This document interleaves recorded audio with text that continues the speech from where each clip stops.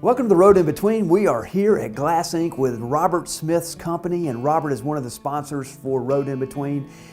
And we're going to be going duck hunting for the very first time. Robert's taking us out. Going to be with Tony Boutwell, Alan Burford of our production staff, and we're going to try and go into the outdoors and into the waters and experience what takes place on the Mississippi Delta. I've got here a Glass Inc. duck call, and Robert's going to be able to call those ducks in.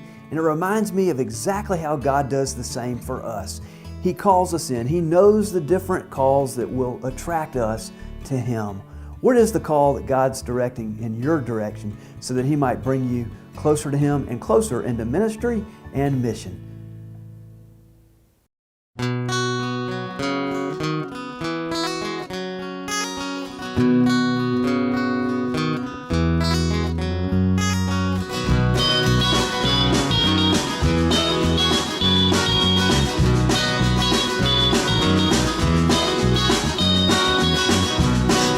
Keep running through my head as I walk this road with nothing ahead.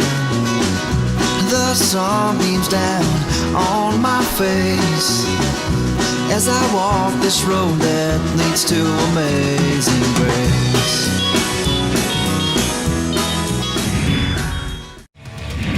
The Road in Between with Tom Sykes is sponsored by John O'Neill Johnson Toyota, CRM Companies, Archer Architecture,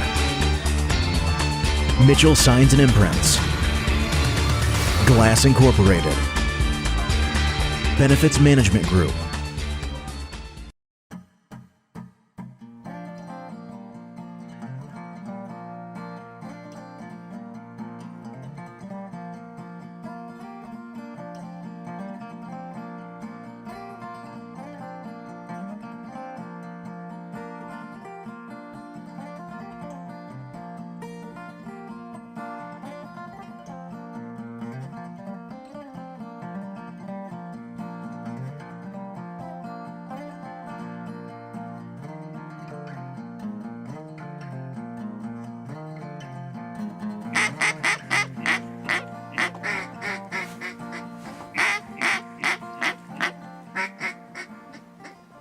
Here at Road in Between, but actually we're on the waters right here in the Mississippi Delta, and we are between two cypress trees, and this is home for this morning. And I've got some great friends with me. I've got Robert Smith with Glass Inc.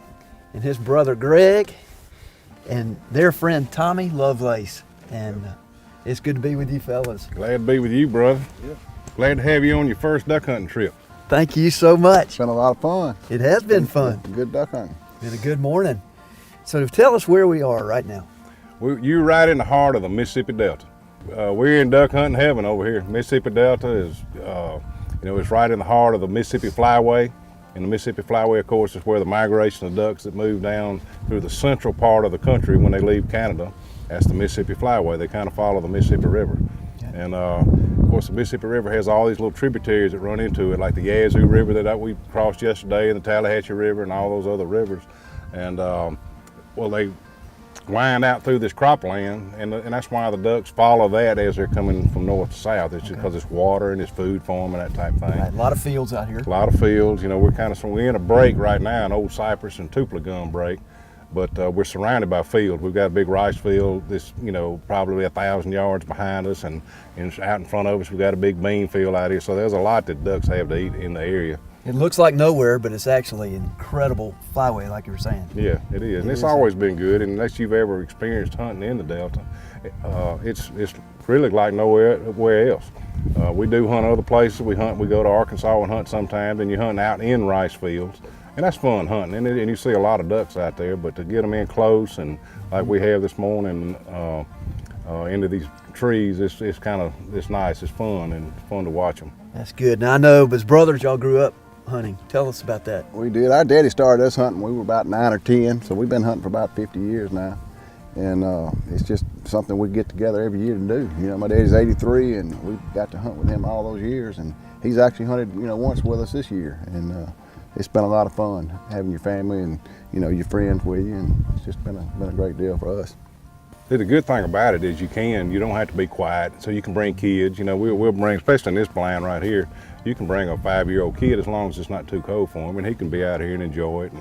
And that's kind of what we do. That's kind of how we teach gun safety to our kids and stuff, and now our grandkids. Yeah. And we'll start them off with a BB gun, and as you see our guns, and we've been talking about keeping them safe here this morning, but we do the same thing with their BB guns. All right. You know, so that's how you kind of teach them, you know, how to handle a gun in a blind and around people and that type of thing. But you start with a BB gun, it might sting you, but it ain't gonna kill you, you know. So, but it is fun to bring the kids out here and see them experience this just like y'all are for the first time this morning, and getting to see the ducks and how they react when you call them and how they cup their wings and drop into the decoys and all that. It's a neat. Y'all are good at calling them in. All right, what are some of the ducks that you shoot up here? Well, of course, growing up, the big duck and the one we still like to kill is the mallard. You know, a green-head mallard is still a trophy to kill. But we do kill mallards. We kill a lot of gadwalls now. You kill teal. We killed teal this morning. You kill ringnecks, pintail, widgeons, and geese. You know, we've seen a lot of geese this morning, and we hadn't had any come, you know, near us this morning, because we're not goose hunting. But you do kill speckled bellies and snow geese and occasional Canadian goose that come through here, and so that's a lot of fun. And we'll probably see a lot of geese on the way out. They're kind of rafting up in the fields over here, and we'll probably see them. But anyway, duck hunting is just a great sport. It is. I call it's a social sport. You know, you can sit in the blind, and it's just like us being out on a golf course. You know, and sitting on a tee box talking and telling jokes. You know, waiting to hit the next shot. Well, that's kind of what we're doing right now. Right. We're just sitting here waiting on the next group of ducks to come close, and when they do, we're going to jump up. We're going to quit this interview. We're going to jump up and shoot. We're still first and foremost duck hunting. Well, exactly. Well, we are grateful that you invited us out here. Y'all are old pros at all this, and you welcome a beginner. And Tony on the camera and Alan on audio here. We thank you for including us. For a beginner, give us a 101 duck hunting of kind of what kind of gear you need and kind of some tips. Well, unlike Tommy, I like to shoot a gun that actually can kill a duck. Tommy, don't put up with that gun. That gun he's been shooting, it just misses terribly. And everything I shot at hit the water. I think he had some bad shells this morning. All right, let's look at this gun right here, Greg. This gun is a 12 gauge. You know, most people hunt with 12 gauges because it kills a duck a little bit better than a 20. And you start your kids off shooting 20 gauges. You know. And the reason for that is why? Just because it doesn't kick as bad, and they can handle the gun. It's a smaller gun. They can handle it a little bit better. But once you get grown, most people shoot 12 gauges because it kills the duck a little bit better. And of course, this is an automatic. And we grew up shooting pumps like what you're shooting this morning, and you don't have as near the trouble out of that pump gun as you'll have out of this one. Ours been jamming this morning. It gets caught up from time to time. But all right, what kind of shot and size shells Well, right now, all of our guns that shoot 3-inch or 3.5-inch Magnum shells, and you kind of have to shoot at least 3-inch now with a steel shot. When we were growing up, you could shoot lead shot, and you could kill a duck out there 50 yards with a lead shot shell easily. What's the difference, and why did they go to steel? Well, it's some of that political stuff, Tom, where somebody had a bright idea that said, those ducks could swim down to the bottom and eat some of that lead and might get lead poisoning. Yep. And really, that's the reason that they did that. And they changed it to steel shot. And of course, steel shot, when it first came out, you couldn't kill a duck with steel shot. It was too light. It was a lot lighter than lead. And when it came out of the barrel, it spread out so far. Unless the duck was real close to you, you couldn't kill it. But they started improving the shells, and now they set up a 2 3/4-inch shell. Like we used to shoot, we shoot either a 3-inch or a 3.5, and the 3-inch is usually fine for what we do. Yeah. And it has enough knockdown power where you can still kill a duck out there fairly far.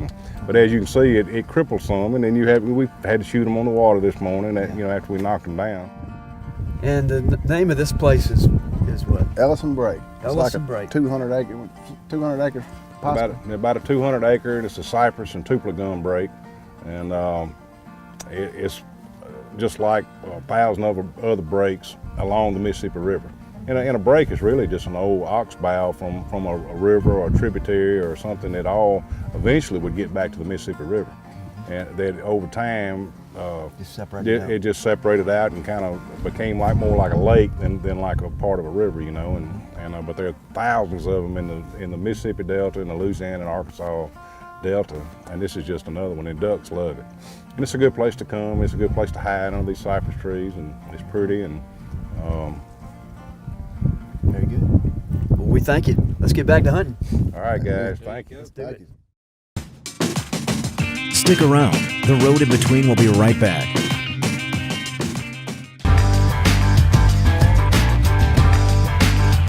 Hello, I'm Neil Johnson with John O'Neill Johnson Motor Company. We offer Toyota, we offer Hyundai, BMW, and Mazda. You can take them beyond the road and go out and have an adventure. You can go hunting, you can go fishing, kayaking, bicycling, take them all out on the road in between. Some of the great ones for that, Tom, are the Toyota Tundra, Toyota Tacoma, Toyota 4Runner, Land Cruiser is another good one, the Toyota Sequoia. They're great for the outdoors. You come by and see you. John O'Neill Johnson Motor Company, a name you can trust, products you can depend on. We're back with The Road in Between with Tom Sykes. Here's Tom Sykes with a Hush in the Rush moment. Today I want to be talking about the tracks of life. And here you have two tracks. And at a distinct point along the way, you get to decide if you want to stay on that track you're on or if you want to go to another track. There's a story in the Bible about 3 crosses on a hill. The first cross had a criminal who had done incredibly bad things, and he's being put to death. But he realized that he had messed up, and he turned to the one at the middle cross and he said, Jesus, would you remember me when you enter into your kingdom? The other cross next to Jesus was another criminal, and he never changed. And instead of him confessing Jesus as Lord, he cursed Jesus as a man. Which track are you on in your relationship with him? You know, Jesus died on the cross. He received a spike just like this, and it went into his very wrists and his feet. And the Romans tried to hold him onto that wood, but what held him onto that wood was his deep love for us. You know, he died on the cross not only for the one who confessed him, but he died on the cross for the one who cursed him. It's the story of grace. Where are you in relationship with God? It is the ultimate in-between. And I see Jesus as the one who stands there at the cross and says, I am your Lord. This is Tom Sykes for another Hush in the Rush moment on The Road in Between.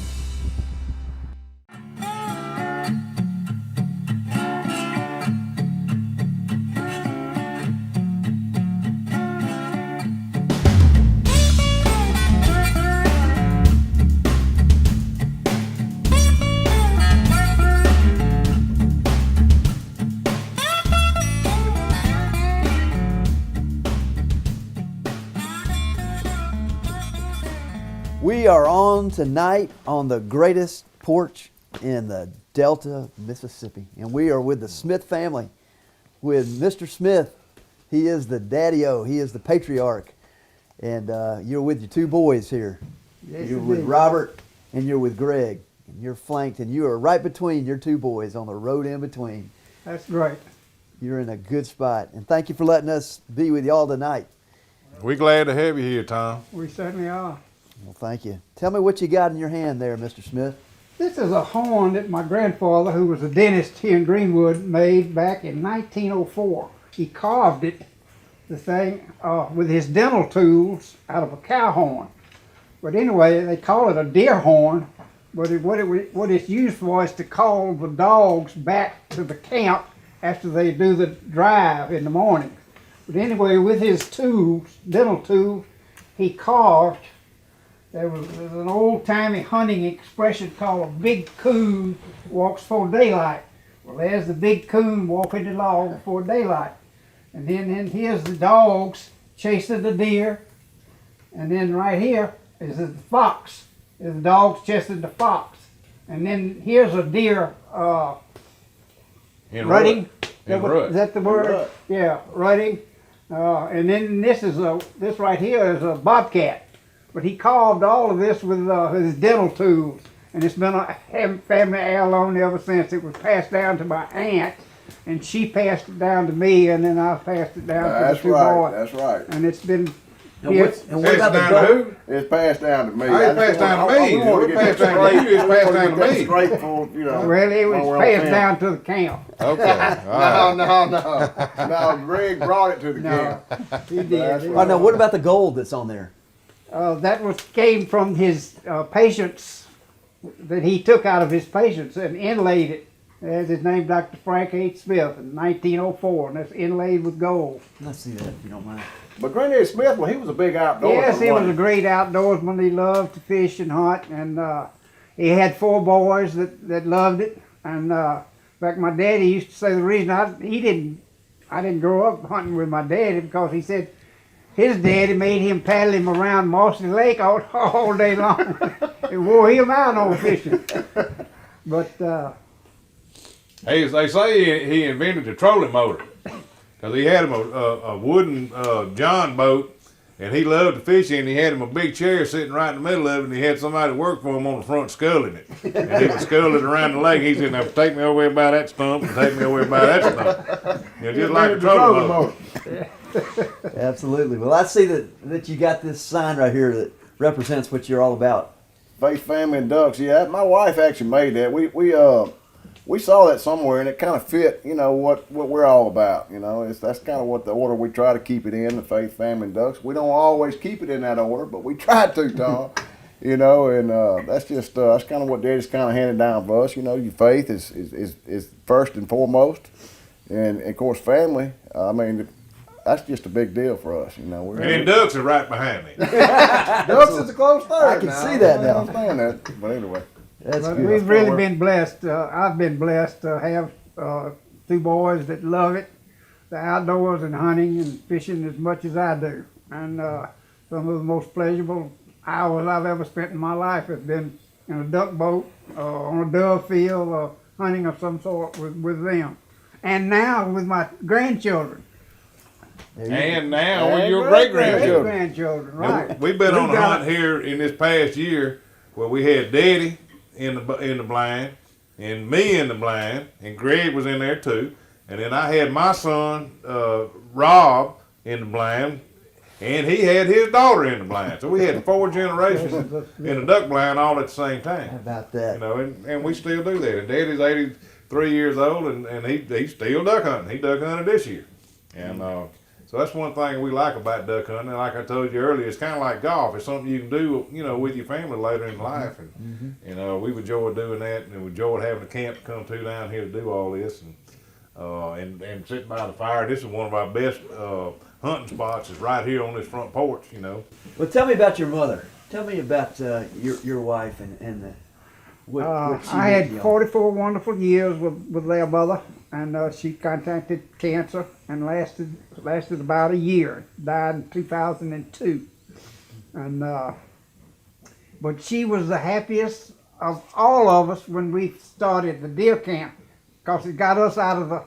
Because up until that point, our hunting camp was at the house. Okay. We'd stay up late and then get up early, and then we'd come back and Make a she- mess, she come said, in with "I muddy never-" boots and all into the house.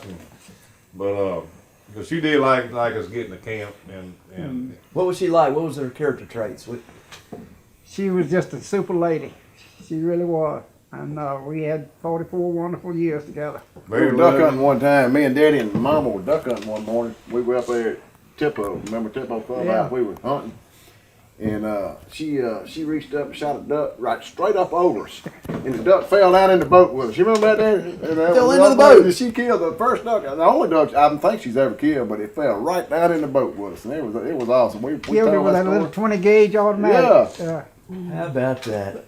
She would go hunting on occasion, but not duck hunting so much, you know. But she liked to fish, and she'd go fishing on occasion. And she'd be in the back of the boat, kind of sunny back there, and Daddy'd be up there fishing hard. Mama would be catching all the big fish, and she'd just be dragging her pole behind the boat. In fact, she caught a crappie about that big one time. Just letting did she, Daddy? 3 Just dragging the pounds. pole behind the boat while Daddy's up there fishing hard and paddling. And I just knew she was hung up. She had a landing up there at 7 Pines Lake where we all fished, named after her.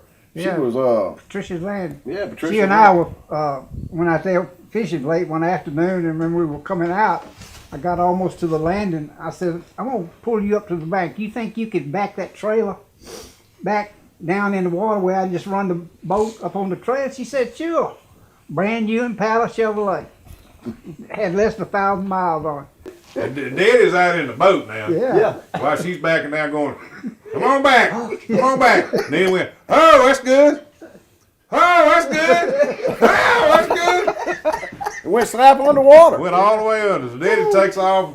When Mama got out, and he takes off, runs across the lake in the boat to get a man with a four-wheel drive. And said when he got back, wasn't nothing but the antenna sticking out of the top out of the water. Yeah, he totaled that car too. Yeah, It hell had 1,000 miles on it. the guy that developed the area out there built a sign on his own and called it Patricia's Landing. And the last I saw it was still down there. That's great. Oh, But we do miss her. We miss her a lot. We talk about her a lot. Cause everybody, she was close to me and Greg, and of course Daddy, of course, and but then all the grandkids, love you, as you know, because you're going to marry my daughter. I got a daughter that's getting married, and she's wanting to get married here in Greenwood, and it's primarily because she just had a love for the Delta, and because she loved my grandmother, and she was close to her. Right. So that's kind of the reason she was wanting to have it here. So. Absolutely. Well, part of your makes your family so special to me is your sincerity. We meet all kinds of people, and there's just not enough sincere people.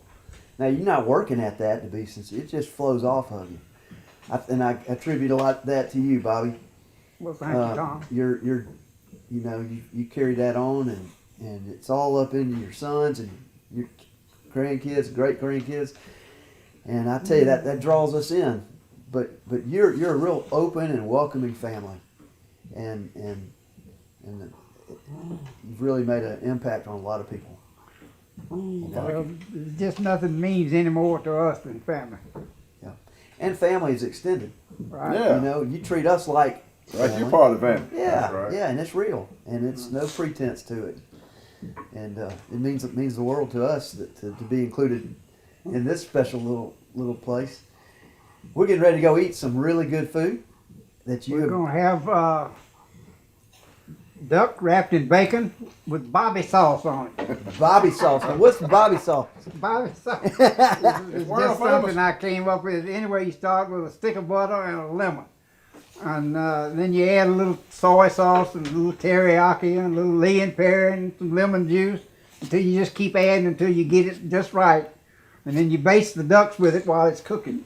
And they all, when they cook ducks, they all ask us, "You gonna do with the Bobby sauce?" There you go. Well, these ducks we shot today. Yeah, these are fresh. We shot today. How'd you like your first duck hunt, Tom? Hey, let me tell you what. I'm hooked. I loved it. It was exhilarating, wasn't it? Woo! It was a rush, adrenaline. It was really fun for us to what watch do you call you. it? Cupping? They cup. Yeah, when they cup. They cup. They're coming down like that. I was intimidated. I got to tell you, I was intimidated. I was nervous. Is that why when we said take him, it was like They never would shoot. He just it was pulling the trigger. okay. I had the safety on, and yeah. But hey, I thank you for including this tenderfoot into the weekend with y'all. We're grateful. Let's go eat. Before we do, let's have a prayer. Right. Stick around. The road in between will be right back.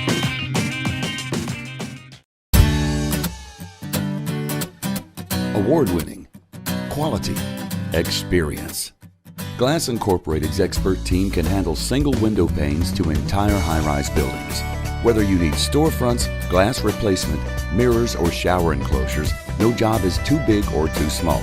Glass Incorporated, your commercial and residential glass experts. Locations in Meridian, Foley, Alabama, and the Mississippi Gulf Coast. In today's world where most businesses and corporations' main mission is to simply make profit, CRM Companies differs itself by focusing on being successful in a way that also promotes growth and prosperity in the community. CRM Companies isn't simply a commercial development and management company. They create opportunities, they create jobs, they maximize the potential for growth and development of a better community, all while still providing great services and outstanding customer relations. Learn more about CRM Companies and their mission today. Visit crmco.com. We're back with The Road in Between with Tom Sykes.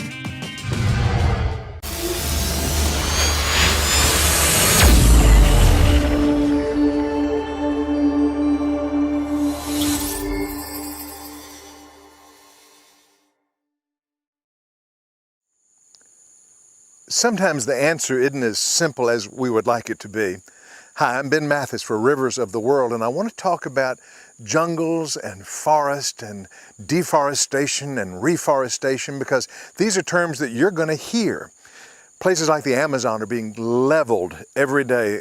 One estimate is 20 square miles a day of jungle is being cut out. And we sit in North America in our high-rise apartment buildings next to the golf course, which is right down from the paved roads, and that leads into the suburbs with all those houses where at one time there were trees, and we cut all those out and nobody said anything because we were building homes and businesses. And yet you're going to hear people have issues with the idea that 20 square miles of the jungle in the Amazon are being cut out every day. Let me say this gently. I think that for us, it's easy to sit in North America and try to decide what people somewhere else in the world should and should not do. Of course it is. Have you thought that maybe people in those countries cut out some of the jungle so that they can grow food like this orange, and that's the difference in their surviving or not? So it becomes an issue that's not just one-sided. It isn't either cut out the jungle or don't. It's finding a way to survive, honor God's earth, look after the forest, and realize the reality that we have to produce food for ourselves and for the animals of this world. And at the same time, we have to honor the beauty and the primitive nature of the jungle. So I wish I could say, here's the answer to this issue, but you can't always do that. What I can say is that God calls us to honor each other and to honor the earth that He's created and given to us as a treasure. Each decision we make impacts the lives not only of our families, but of people all over the world. With things like this, I say pray. Pray, give thanks for food, and continue to realize it's okay that there's not a black and white answer. It's perfectly fine to continue to struggle with how we balance a need for accountable, sustainable ecology and how we also account for our ability to feed each other. There's no easy answer. I invite you to continue this dialogue. Well, Robert, I want to thank you for letting us be part of this wonderful place for you. This is the second home for you. It is, and Tom, we're glad to have you. Well, thank you very much, and you're a great sponsor for us on the Road in Between. And up here, first time up to Greenwood in a long time, and you told me to go 5 miles down the road and take a left, and you'll go on a dirt road, and 4.2 miles, you'll be underneath the what I call pecans, the pecan grove or orchard, and that's where we found a lot of love up in here. So we're grateful. I send you out with a calling, and what is the calling that you might have for your life? Everybody's got a calling, and if you listen into that small, thin voice, God might be whispering to you today. The good news is that God keeps calling us over and over again, and when we wander or when we stray, God tries again for us. So the Lord bless you and keep you. The Lord make His face to shine upon you and be gracious unto you this day and forevermore. Thank you for being part of the Road in Between. We'll see you next time.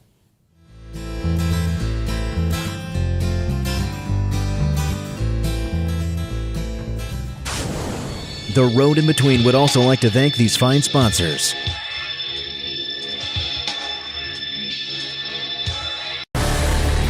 Closed captioning is brought to you by BMG, Benefits Management Group.